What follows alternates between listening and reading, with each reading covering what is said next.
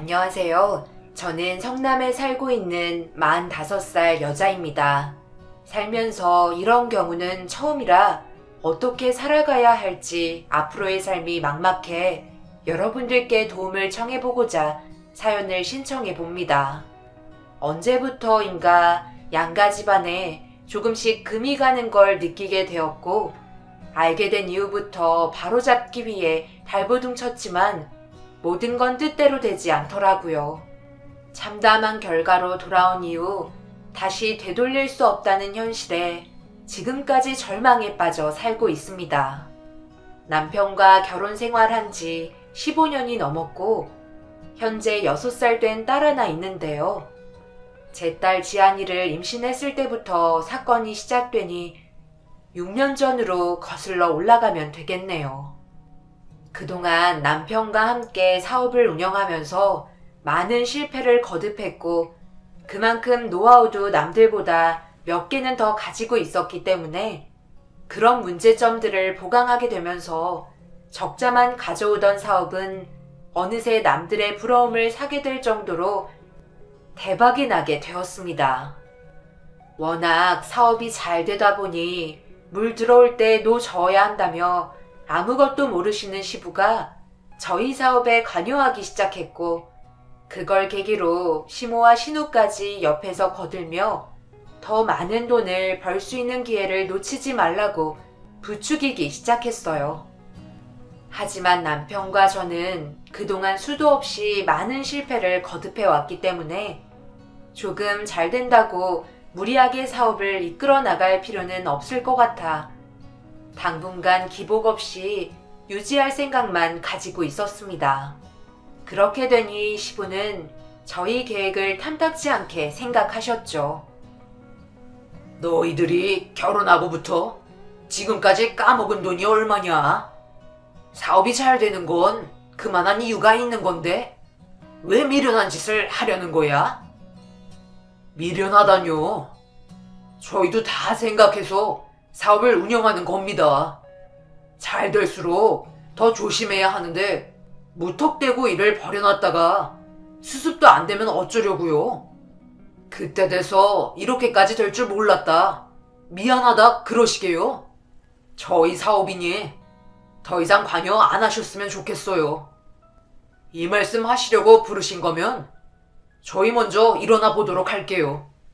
사업장에 벌써 집안의 가장인 사람들이 몇 명인지 아세요? 한순간의 잘못된 판단으로 실패해서 저 혼자 무너지면 그만이지만 지금은 다르다고요. 이제는 저를 믿고 인생을 맡긴 집안의 가장들도 신경을 써야 하는데 지금 당장 앞에 보이는 돈만 쫓아가라는 건 부모가 자식에게 해줄 수 있는 조언은 아니라고 생각되네요. 일로 2번 다시 얘기 안 하셨으면 좋겠어요. 우선 그동안 쌓였던 대출빚 갚고 안정권에 진입하는 게 우선이에요. 태영이 너 지금 돈 좀 벌었다고 부모한테 큰 소리 치는 거니? 우리가 뭐 좀 달라고 할까봐 미리 차단이라도 하는 거야? 나도 그 생각 했었는데 엄마, 내가 항상 말했었잖아. 나중에 사업 잘 되면 등 돌리려고 준비한다고 했지? 자기 친엄마가 찾으면 뒤도 안 돌아보고 우리랑 인연 끊을걸?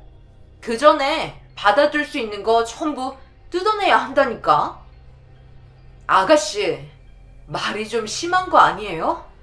이 사람 단 한 번도 그런 생각 가진 적 없어요. 함부로 판단하는 건 잘못된 것 같아요. 자기 남편이라고 감싸고 도는 것 봐라.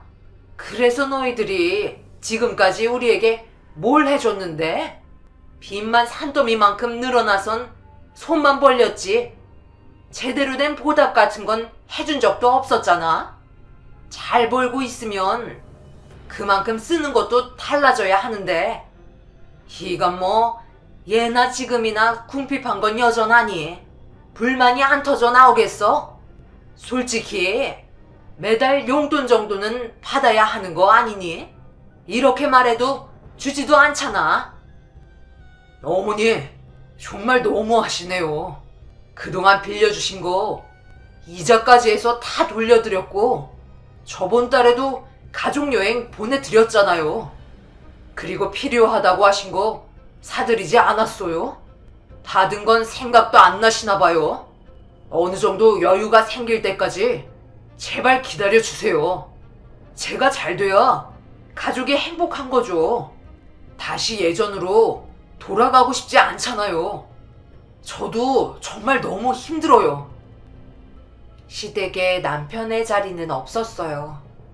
결혼 전에도 어느 정도 눈치채고 있었지만 남편은 시부의 자식으로 시모와 결혼하고 나서 그 사이에서 지금까지 살아왔었습니다. 남편의 친어머니는 시부의 바람으로 이혼하게 되면서 아예 연락이 끊어지게 되었고 지금까지 단 한 번도 얼굴을 본 적이 없다고 하더라고요. 언젠가 다시 만날 날을 손꼽아 기다리고 있지만 나이를 점점 먹어가면서 불안해진 남편이 직접 알아보고 있는 중이었죠. 그 사실을 알게 되면서 시모는 얼굴 보기만 하면 안 좋은 말들로 사람의 감정을 상하게 만들었고 더 많은 것들을 원하기 시작했습니다. 시부는 친아들인데도 시모가 시키는 대로 움직이는 편이었어요. 그런 일들 때문에 스트레스가 상당히 심했었습니다. 일하는 것도 신경 써야 할 것들이 정말 많은데 시부모님과 거기에 더해 신우까지 힘들게 하니 남편도 점점 지쳐가는 듯 보였고 그런 모습을 더 이상 보고 싶지 않아 처음으로 임신한 몸인데도 불구하고 시부모님께 대들기 시작했네요. 그동안의 남편을 봤을 때 너무 불쌍해서 참을 수가 없었어요. 저희 다른 지역으로 이사 가는 게 좋을 것 같아요. 이런 식으로 가족 간의 불화가 지속된다면 차라리 떨어져 지내는 게 서로 얼굴 안 붉히고 잘 지낼 수 있는 방법 같은데요. 주말마다 만나는 것도 전부 변경하려고요. 명절이에 특별한 날 아니면 서로 만나지 않는 게 스트레스 안 받지 않겠어요? 사업 안 될 때는 니까짓 게 무슨 사업이냐 막말을 퍼부으시더니 이번엔 사업이 잘 된다고 욕을 먹어야 하는 거예요?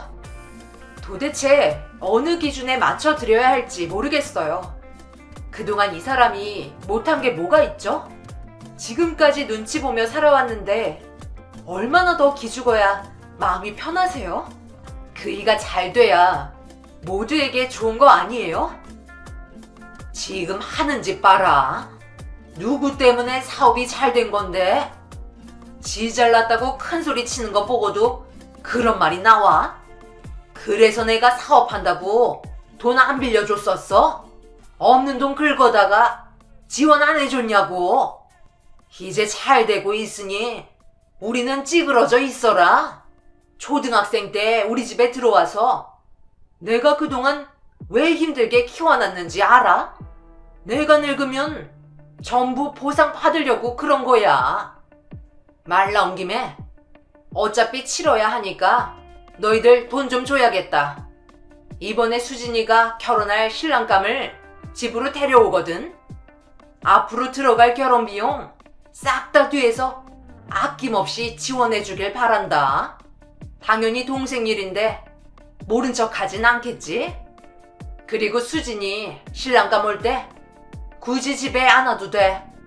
어차피 너는 해다른 자식이라 있어봤자 분위기만 안 좋아지니까 돈만 붙이면 될 것 같다. 너희들이 다른 지역으로 이사를 가던 뭐래도 신경 안 쓰겠다만 네가 행사와 명절에 대해 선을 긋고 오내간에 한다는 건 선을 넘었다고 생각되지 않니? 어디서 시부모님한테 눈치 껴세우고 허르적머리 없이 명령질이야? 시모는 제가 한 말에 대해 더 큰 목소리로 화를 내기 시작했고 아예 저희를 돈줄로밖에 생각하지 않았어요. 남편은 더 이상 듣고 싶지 않았는지 자리에서 일어나 제 팔을 잡고 시댁에서 나왔습니다. 이런 숨막히는 곳에서 그동안 살아왔던 걸 생각하니 제 마음이 찢어질 것처럼 아프더라고요. 임신한 며느리는 안중에도 없는지 오로지 자기 딸 시집 보내는 데만 신경을 쓰고 있는 모습이 너무나도 서운했네요. 만약 시모가 남편의 친엄마였다면 이런 식으로 행동하지 않았을 텐데 새엄마이니 저렇게 막대하는 것 같아 이참에 인연을 끊고 싶었습니다. 시모는 그렇다 쳐도 시부는 친아들인데 돈 버는 기계로 생각하고 있는지 이해할 수 없었네요. 남편에게 들어보니 그동안 시노와 시부모 뒷바라지를 위해서 안 해본 일이 없을 정도로 많은 고생을 한 것 같았어요. 그냥 인연 끊고 혼자서 살지 왜 그런 미련한 짓을 했냐고 물어보는 대답에 돌아오는 건 한 가족으로서 인정을 받고 싶어 뒤에서 열심히 일을 해왔다고 합니다. 하지만 세월이 지나면 지날수록 원하는 건 감당하지 못할 정도로 더욱더 많아졌고 자신들이 바라는 걸 충족시켜주지 못한다면 그에 따른 불만은 이 세상을 포기하고 싶은 마음이 들 정도로 남편을 너무 힘들게 한 것 같았습니다. 이런 문제들 때문에 친정 부모님께 찾아가 저희의 상황을 알리면서 어떻게 하면 지혜롭게 처리할 수 있을지 물어보니 부모님도 같은 생각을 가지고 계셨어요. 단호하게 인연 끊는 게 최선의 방법이라며 시부모와 시누의 배가 너무 불러 그런 말과 행동을 하는 거라며 없어봐야 그때 돼서 빈자리의 소중함을 알 거라고 당장 이사부터 하길 권했고 저희 부부와 같은 생각을 하셨다는 점에 대해 더욱더 의견이 확실해져서 결국 이사 결정을 하게 되었습니다. 처음에는 시부모님이 신경도 안 쓰시더니 이사 당일이 돼서야 발등에 불이 떨어진 것처럼 갑자기 저희를 막아서기 시작했네요. 이것들 봐라. 진짜 이사를 하려고 업체까지 불렀네. 이런 식으로 행동하는 게 옳은 결정이라고 생각하는 거야? 더 안 좋아질 수 있다는 건 몰라? 왜 하나만 알고 둘은 몰라? 가족은 서로 뭉쳐 있어야 하는데 너희들 이사 가면 당장 도움이 필요할 때 서로 도와줄 수가 없는 거잖아. 당장 이사 취소하고 다시 짐들 원래대로 돌려놓거라. 이제 와서 그런 말 하면 어쩌자는 거예요. 저도 더 이상은 참을 수 없다고요. 아버지는 그동안 저를 아들로 생각한 적 있으세요? 그저 돈만 버는 기계로 대하셨잖아요. 맨날 수진이 걱정만 했으면서 저에게 단 한 번이라도 사랑을 주신 적 있으세요? 10손가락 깨물어서 안 아픈 손가락 있어? 나는 너도 똑같이 대해줬다고 생각한다. 그리고 수진이랑 너랑 어떻게 비교를 하니? 걔는 어리고 여자잖아. 당연히 너보다 도움도 많이 필요하고 막내니 신경을 좀 더 써줘야 되지 않겠어? 지금 네가 하는 행동은 이 애비랑 인연 끊겠다는 행동으로밖에 보이지 않는구나. 정말 그렇게 하고 싶은 거냐? 오빠, 이런 식으로 나오면 좋을 거 하나 없어. 잘 생각해봐. 가족 버리고 떠난 사람들 중 잘된 사람 본 적 있어? 시댁 식구 전부 찾아와서는 갑자기 이사 가려는 당일 아무것도 하지 못하게 말리기 시작했고 아무것도 할 수 없었습니다. 처음부터 잘하면 될 것을 왜 이런 식으로 나와야만 꼬리를 내리는지 이해할 수 없었어요.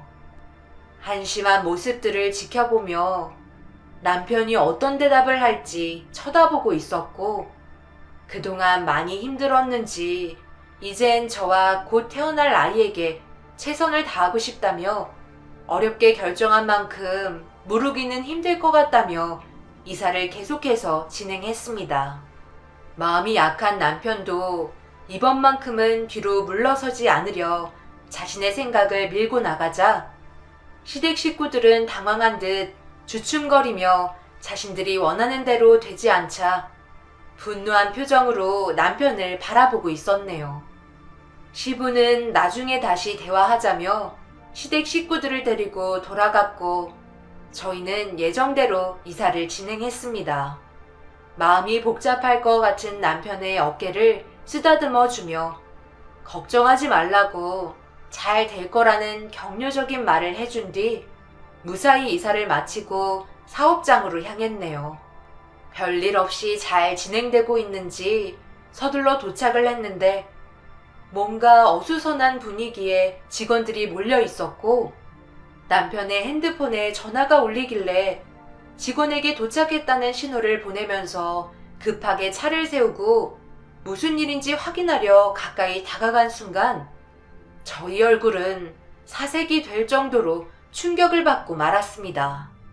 시부가 저희 사업장에 있는 장비들을 죄다 부셔놓곤 일을 못하게 만들었더라고요. 입에서는 술 냄새가 진동을 하고 있었고 자식이 부모의 말을 무시했다며 많은 직원들이 보는 앞에서 남편의 멱살을 잡은 채 패대기를 치셨습니다. 시부는 통제가 안 될 정도로 이성을 잃어버린 상태였어요. 결국 경찰까지 동원이 되고서야 모든 상황을 수습할 수 있었습니다. 자기 자식을 왜 이렇게까지 대하는 건지 이해할 수가 없었어요. 시부가 사업장에서 난리를 친 뒤에 남편은 정신적인 충격이 상당했었는지 치료를 받지 않으면 안 될 정도로 심각했었고 그 때문에 잠도 제대로 잘 수 없을 만큼 우울증이 크게 오고 말았네요. 이런 와중에 개념이 없는 신우는 겨우 정상 가동돼서 정신없는 시기에 사업장에 찾아와 돈을 요구하기 시작했습니다. 지금 어떤 상황인지 알면서 뭐라고요? 돈을 달라고요? 아버님이 망가뜨린 장비가 얼마짜리인지 알고 그런 말이 나와요? 그리고 아가씨는 지금까지 벌어놓은 돈 없으세요? 저도 참다 더 이상은 두고 볼 수가 없겠어요. 10원 하나 줄 수 없으니 당장 돌아가세요. 아가씨는 그래도 함께한 세월이 있고 오빠인데 돈 말곤 아무것도 안 보이죠? 자신이 한 행동에 대해 먼저 돌아보는 게 좋지 않을까요? 한 번만 더 사업장에 찾아와서 돈 달라고 요구하시면 업무 방해죄로 고소할 테니 2번 다시 찾아오지 마세요. 가만히 있으니까 사람을 아주 우습게 보는데 참는 것도 한계가 있는 거라고요. 아시겠어요? 제가 언니한테 돈 달라고 했어요? 오빠한테 돈 달라는 건데 왜 본인이 열을 내고 그러세요? 돈 좀 번다고 유세 떠는 거야 뭐야? 그 순간 남편이 신우에게 처음으로 뺨에 손을 올렸고 버릇없이 행동했다면서 당장 사무실에서 나가라며 소리를 질렀습니다. 신우도 남편의 그런 모습을 처음 겪게 돼서 당황했는지 눈시울이 붉어졌고 자기 얼굴에 손을 올린 행동에 대해 그냥 넘어가지 않겠다며 눈물을 흘리면서 사업장을 뛰쳐나갔네요. 남편도 갑작스럽게 일어난 일이라 손을 떨면서 고개를 떨구고 있었고 예상하고 있었지만 제 핸드폰에 불이 떨어지고 말았네요. 쉬지 않고 시모에게 전화가 오길래 사무실 밖으로 나가 시모의 전화를 받자마자 입에 담기 힘들 정도의 막말을 퍼붓기 시작했어요. 아무 말 하지 않고 계속 듣고만 있었죠. 결론은 자기 딸에게 손을 올린 문제에 대해 그냥 넘어갈 수 없다는 거였고 그에 따른 금전적인 보상을 해야만 한다는 말로 끝맺었습니다. 그래서 저도 그냥 넘어갈 수 없어 남편이 아무 말 하지 않았던 걸 대신 대답해 주었네요. 시부가 망가뜨린 장비에 대해 전액 보상하라고 얘기하자 갑자기 횡설수설하면서 나중에 다시 통화하자며 급하게 꼬리를 내리더니 전화를 끊었습니다. 그 뒤로 한동안 잠잠해졌고 그렇게 2번 다시 얼굴 볼 일 없을 거라 생각했었어요. 남편에게도 솔직하게 시모한테 전화가 와서 신우의 얼굴에 손을 댄 행동에 대해 돈을 요구하길래 너무 화가 난 나머지 시부가 부숴버린 장비값에 대해 청구하겠다며 통화 내용을 알려주었고, 제가 한 행동에 대해 이참에 인연 끊을 수 있게 돼서 잘했다며 사업장도 다른 지역으로 바꾸려는 계획을 세우고 있었습니다. 임신한 상태에서 온갖 스트레스를 받았는데도 잘 버티고 있는 아이에게 너무 미안했어요. 그렇게 배는 점점 불러오고 2번 다시 시댁에서 연락이 오지 않았습니다.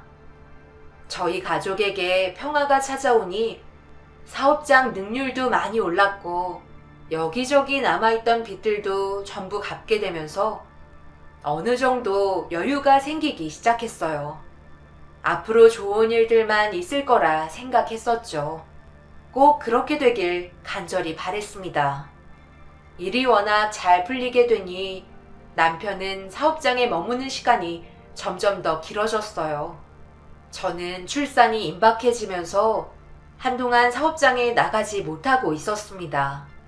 남편은 출산한 이후부터 아예 육아에만 신경을 쓰길 바랬고 저 또한 그렇게 하고 싶었어요. 자리도 어느 정도 잡힌 상태였기 때문에 더 이상 제가 있을 필요는 없었죠. 그런데 모든 게 좋아질 거라 생각했던 건 저희의 미련한 바람이었는지 사업장에서 자주 밤을 새웠던 남편이 그날도 밀린 업무로 사무실에서 자야 할 것 같다며 다음날 가겠다고 통화를 끝낸 뒤 저도 일찍 잠이 들었는데 다음날 아침 충격적인 전화 한 통을 받고 말았습니다. 아침 일찍 출근한 직원이 사무실에 남편이 쓰러져 있는 걸 확인한 후 급하게 신고를 한 뒤 응급실에 도착해 있는 상태라며 병원으로 서둘러 와줘야 할 것 같다고 재촉했어요. 말도 안 되는 일이 벌어져 만삭인 배를 움켜쥐고 병원에 도착하니 남편의 상태는 생각했던 것보다 더 심각한 상황이었어요. 계단에서 굴러떨어진 것 같다며 머리를 바닥에 부딪히면서 뇌출혈이 오게 되었고 그 상태로 세상을 떠날 뻔할 정도로 위태로웠지만 다행히도 목숨은 건질 수 있었다는 의사의 말을 들을 수 있었습니다. 하지만 문제는 그 다음이었어요. 깨어나도 정상적인 생활이 불가능할 것 같다는 진단 결과가 뒤따르게 되었죠. 내가 이럴 줄 알았다. 돈만 쫓아가다가 결국 과로로 쓰러질 게 뻔하지. 가족들보다 돈이 그렇게 중요하디? 이제 어쩔 거야? 앞으로 정상적인 생활이 힘들다며? 그럼 지금 힘들게 일궈놓은 사업도 전부 말아먹는 거 아니냐? 언제 깨어날지도 모르는 심각한 상황인데 지금 사업이 문제예요? 그건 제가 알아서 할게요. 여긴 어떻게 알고 오신 거예요? 뭘 어떻게 알아? 너희 직원이 알려줬으니까 여기로 찾아온 거지. 잘 지내고 있는지 궁금해서 전화 한 통 해봤는데 갑자기 평원이라는 말에 얼마나 놀랐는지 모른다. 이렇게 된 이상 너희 시애비가 사업장을 일단 잡고 있어야 되겠다. 그게 무슨 말이에요?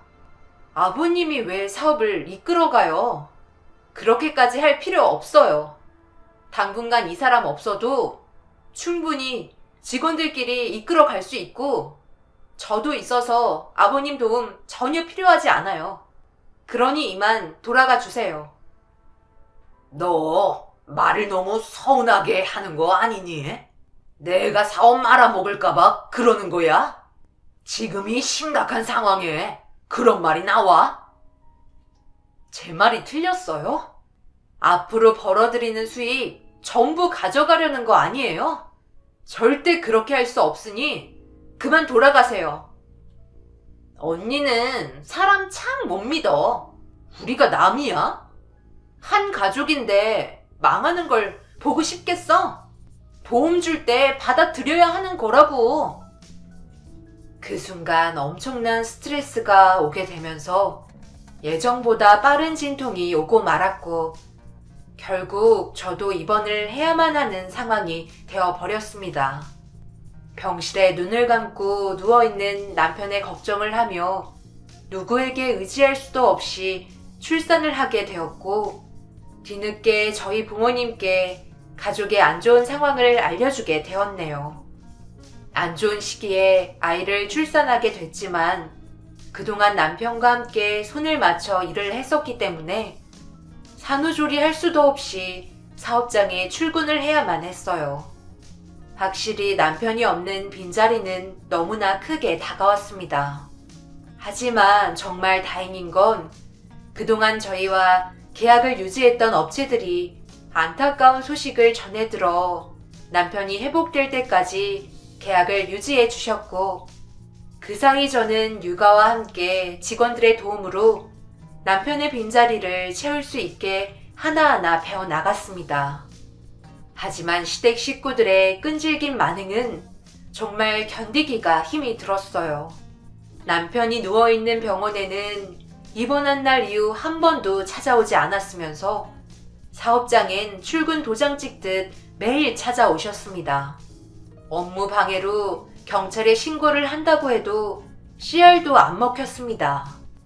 되려 도움을 주려는 가족을 내친다고 일이 진행이 안 될 정도로 큰 소리를 치고 있었죠. 어쩔 수 없이 그냥 투명 인간 취급하며 정신없는 나날을 보내고 있던 어느 날 남편이 깨어났다는 소식을 들을 수 있게 되었고 급하게 병원을 찾으니 남편의 상태는 너무 심각했어요. 제대로 된 생활이 불가능할 정도로 심각한 장애를 가지게 되었고 재활을 한다고 해도 가족의 도움 없이는 아무것도 할 수 없을 정도로 중증 장애를 비켜갈 수는 없었습니다. 오로지 제가 도와줘야만 하는 입장이었죠. 친정 엄마도 제 딸 지안이 하나 돌봐주는 것도 버거워 몸살이 날 정도인데 남편까지 돌봄이 필요하다 보니 앞날이 안 보일 정도로 막막했어요. 정상적인 생활은 힘들 것 같다는 의사의 말을 일찍 들어서 어느 정도 마음의 준비는 하고 있었지만 의사소통조차 되지 않을 정도로 심각할 줄은 정말 몰랐네요. 제 말을 알아듣긴 하지만 말을 할 수가 없어 너무 괴로웠고 결국 오열을 하고 말았습니다. 그리고 제 옆을 껌딱지처럼 쫓아다니던 시모가 말을 붙였네요. 어쩌겠어. 우리가 도와줘야지. 안 그래? 너희 사돈 지안이 하나 돌보는 것도 힘든데 지금 방법이 없잖아. 이제 태어나서 집에서 생활해야 할 텐데 혼자서 얼마나 버틸 수 있을 것 같아? 남들 시키는 것보단 그래도 우리가 더 잘 돌봐줄 수 있으니까 앞으로 나한테 맡겨라. 그 대신 수진이 결혼할 때 돈도 좀 보태주고 이럴 때일수록 서로 뭉쳐야 되는 거 알지? 가족이 뭐겠어. 힘들 때 서로 도와줘야 하는 거라고. 지난 과거의 일들 전부 잊어버리고 앞으로 살 날만 생각하자. 태영이 이렇게 되고 난 이후 우리가 계속 도와주려고 했지 크게 바란 거 없었잖아. 그러니까 이번만큼은 그냥 눈 감고 우리한테 태영이 맡기는 게 좋을 것 같다. 그럼 다음날부터 짐 싸서 준비할 테니 그렇게 알고 있어라. 시모는 남편의 상태가 회복 불능이라는 걸 알게 된 후 처음으로 마음 아파하셨고 적극적으로 힘 닿는 데까지 도와주겠다며 신우 결혼식에 필요한 금전적인 부분을 도와달라며 남들보다 가족이 함께하길 원했어요. 저도 남이 집으로 들어오는 것보다 가족이 곁에 있는 게 좋을 것 같았지만 그동안 시모의 성격을 봐왔던 터라 다른 계획이 있을지 몰라 쉽게 입을 열지 못했습니다. 제가 결정을 내리지 못하자 시부가 거들면서 힘쓰는 일은 자기가 하겠다며 그동안 아비로서 잘해주지 못한 게 너무 마음이 아프다고 제 앞에서 눈물까지 보이셨네요. 결국 그 사람들이 무슨 생각을 하고 있는지 몰랐지만 당장 도움을 받아야 하는 입장이라 손을 벌릴 수밖에 없는 상황이었고 시부모의 도움으로 남편은 보살핌을 받을 수 있었습니다. 제 딸 지안이는 친정에 있고 남편은 저희 집에 시부모님과 머물고 있었고 거기에 더해 사업 운영까지 신경 써야 하니 정신적으로 버티기가 너무나도 힘들더라고요. 그래도 어느 정도 적응이 되면 괜찮아질 거라는 생각에 앞만 보며 달렸네요. 시부모의 금전적인 요구는 당연히 뒤따라왔어요. 그래도 항상 친정에 들려 딸을 데리고 집에 들어가면 남편의 상태는 나쁘지 않았습니다. 그냥 방치하는 건 아닌 것 같아 안심은 됐었죠. 그렇게 서로의 필요한 부분들 충족해주며 바쁘게 살다 보니 어느새 6년이라는 시간이 흘러버렸고 지안이가 어느 정도 크게 되면서 조금의 여유는 생기게 되었습니다. 남편은 6년 전이나 지금이나 변화된 건 하나도 없었죠. 그 사이 신우도 제가 없을 때 집에 자주 찾아와 이것저것 도움을 주는 것 같았고 서로는 큰 불만 없이 잘 지내고 있었습니다. 그런데 언제부터인가 친정집에서 지한이를 데리고 집에만 돌아오면 작은 방에서 혼자 놀 때 뭐라고 중얼거리는데 누군가를 따라하는 것 같았지만 대수롭지 않게 그냥 넘어간 적이 있었어요. 그냥 놀이 같은 걸 하나보다 생각했는데 꼭 대화하는 걸 따라하는 것 같아 조심스럽게 딸에게 물어보았고 충격적인 말을 듣게 되었네요. 시모와 신우가 남편에게 대하는 행동과 말투를 따라하는 거였고 그때부터 뭔가 느낌이 안 좋아 자연스럽게 집안의 내부를 촬영할 수 있는 액자 캠코더를 몇 개 구매해 집안 곳곳에 설치해 두었습니다. 갑자기 웬 액자야?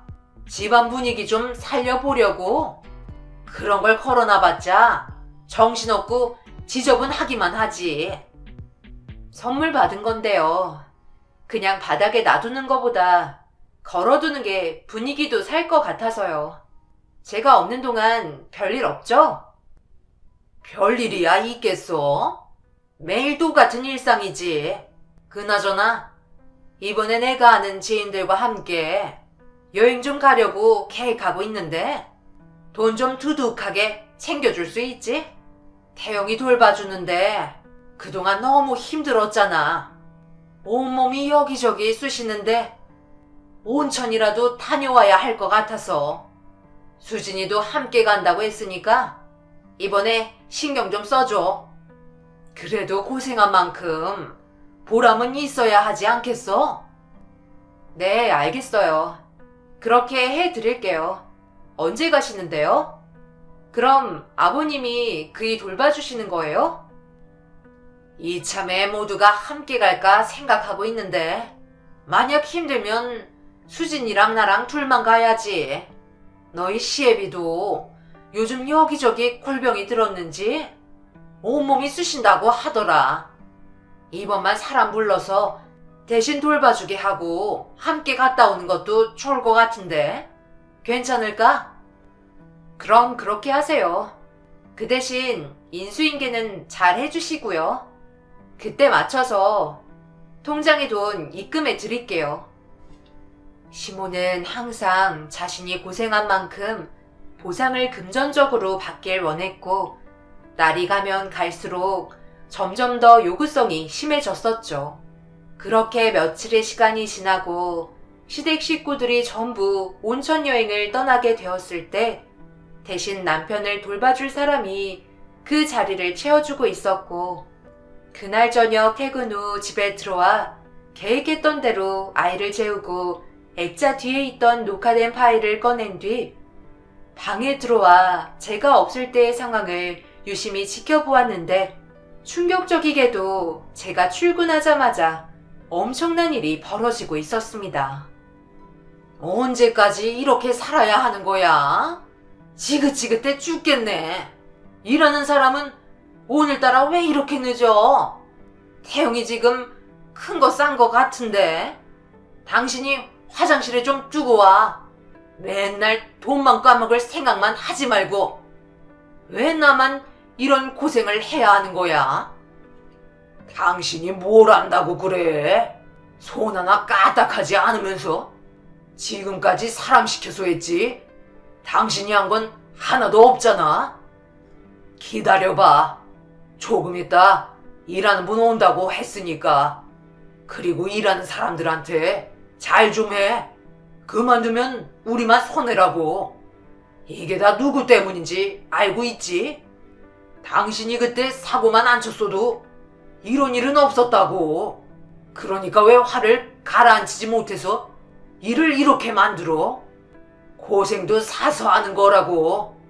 그냥 살살 타일러서 수진이 결혼식 비용 받아내면 될 것을 뒤에서 밀어버리는 바람에 이런 사태가 벌어졌잖아.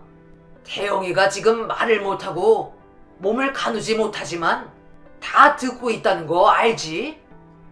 듣고 있으면 뭐해? 어차피 아무것도 할 수 없는데. 그래서 자기가 뭐 어쩌게? 그러니까 돈 달라고 했을 때 군말 하지 않고 줬어야지. 돈 좀 번다고 유세 떨다가 이런 걸 당하는 거 아니야. 당신은 다른 방법 좀 생각해봐. 좀 더 편한 방법 있을 거 아니야. 그래도 태영이가 저렇게 있으니까 우리가 당당하게 돈도 요구할 수 있는 거야. 좀 고생스러워도 지금처럼 살아야지 어쩌겠어. 말도 안 되는 대화를 듣고 난 이후 가슴이 철렁 내려앉았고 누워있는 남편을 바라보며 하염없이 눈물을 흘리고 말았습니다. 이런 수모를 6년 동안 겪고 있었다는 거에 너무 미안했어요.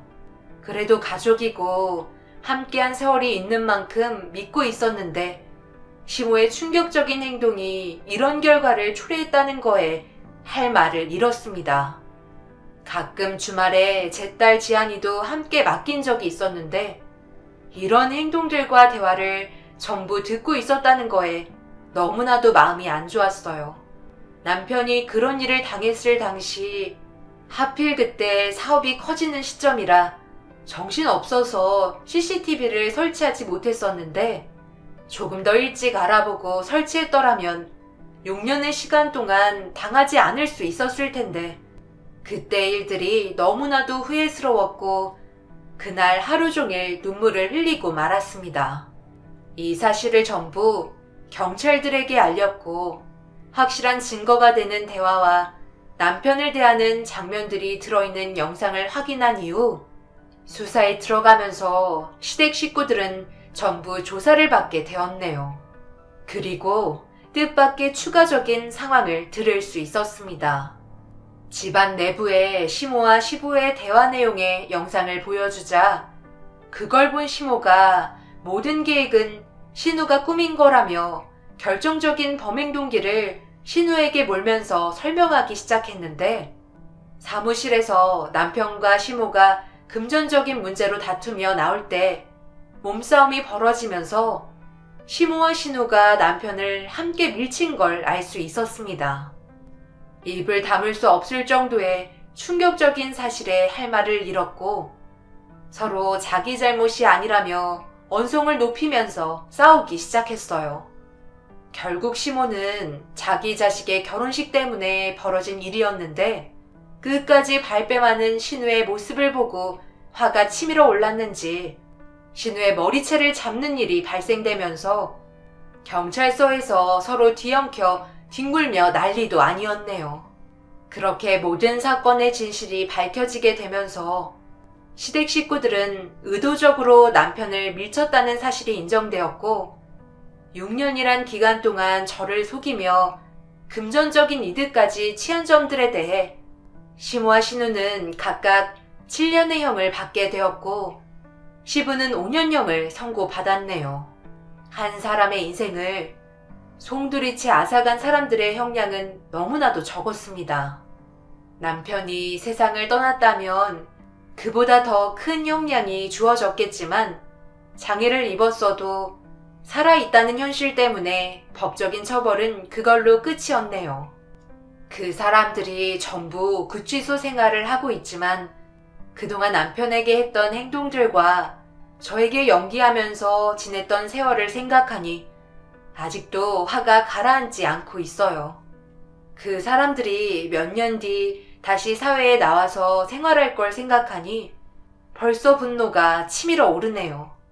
저는 현재 운영하던 사업을 정리하려고 준비 중입니다. 남편과 제 딸과 함께 앞으로 살아갈 수 있는 방법을 찾아보려고 해요. 혼자서 모든 걸 감당하기에는 너무나도 벅차네요. 앞으로 제가 어떻게 살아가면 좋을까요? 여러분들께서 제 입장이시라면 지금 하고 있는 사업을 유지하면서 남편을 돌봐줄 수 있는 사람을 고용하는 게 좋을까요? 이젠 저도 너무 지치네요. 제 사연 들어주신 분들의 조언을 듣고 싶습니다. 돈 앞에서는 가족도 무의미한 걸 이번에 많이 느끼게 되었네요. 여러분들께선 돈보다 가족이 우선이 되시길 바랍니다. 감사합니다.